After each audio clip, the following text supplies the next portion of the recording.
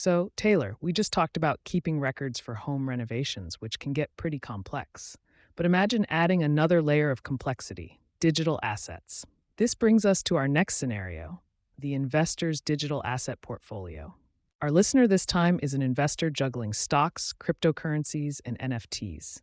They're feeling a bit lost in the digital weeds, unsure how to track their cost basis, transaction details, and other crucial info for accurate tax reporting. And who can blame them? The regulations around digital assets are constantly evolving. Sam, Taylor, let's dive in.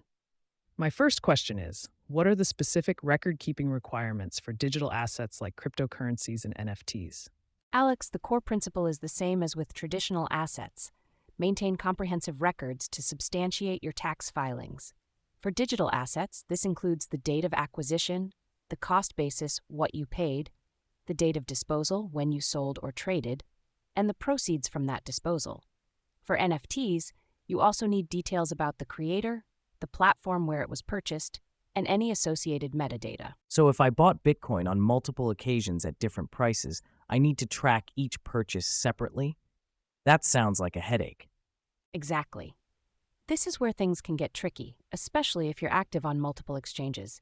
Each transaction needs to be documented to calculate gains and losses accurately. That leads perfectly to my second question. How can investors effectively track transactions across different platforms and exchanges? Thankfully, there are several tools available. Spreadsheet software can work, though it requires meticulous manual entry.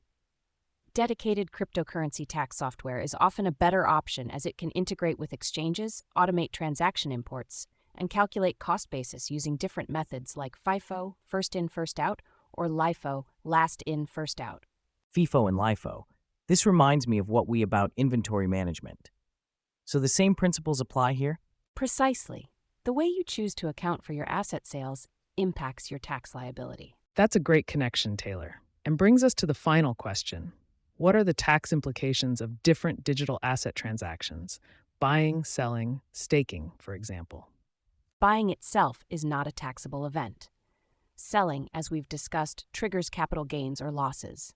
Staking, where you essentially lock up your crypto to earn rewards, is generally treated as income and needs to be reported in the year you receive it. The IRS considers staking rewards similar to interest. NFT transactions, whether buying, selling, or creating, each have unique tax implications too. This is a lot to keep straight. So if I understand correctly, even seemingly simple actions like staking can have tax consequences I might not have considered. Absolutely. The IRS is increasingly focused on digital asset taxation, and accurate record keeping is paramount to avoid penalties. So, to recap, meticulous record keeping is essential for digital assets. Track every transaction, utilize available tools like cryptocurrency tax software, and remember that different transaction types have different tax implications. Don't forget, Taylor, that good record keeping not only helps you stay compliant, but also helps you understand your investment performance better. Right. It's not just about avoiding trouble. It's about having a clear picture of my overall financial position. Exactly. To learn more and take control of your digital asset record keeping, explore specialized cryptocurrency tax software and definitely consult a tax professional knowledgeable in this area. They can provide personalized guidance based on your specific situation and help ensure you're reporting accurately.